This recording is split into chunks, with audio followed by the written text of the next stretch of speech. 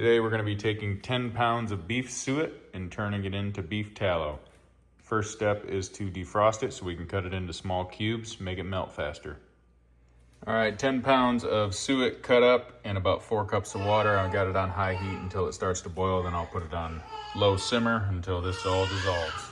So we're boiling now. I'm going to turn the heat down just a little bit, and I like to put a mesh cover over the top so the moisture can get out, but spatters of the oil don't end up all over my stove.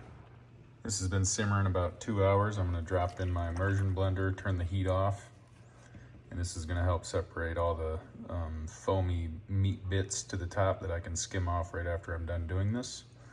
And I'll be back in just a sec. That took about a minute with the immersion blender. So now what I'm going to do is run this through a strainer to get some of the meaty bits out of the bottom, and we can start rendering this down to a more clear consistency. You can see now after straining we've got a lot of the solid meaty bits reserved here, so we're left with the yellow fat, and we'll keep cooking that down.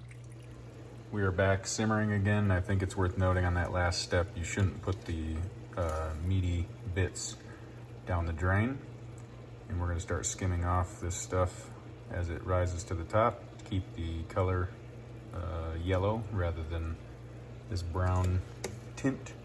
So we'll keep doing this for the next couple hours, and eventually it'll run clear, stop boiling. And when it stops boiling, you know all the water's gone. Okay, I've been skimming this for quite a while, and we are looking pretty clear. I can see the bottom of the pan, just tiny little bubbles. So I am going to run this through a cheesecloth and get it into my jars. So we got 8 pints worth. We're going to let this cool, not quite to room temperature, but pretty close, and then we'll put the lids on.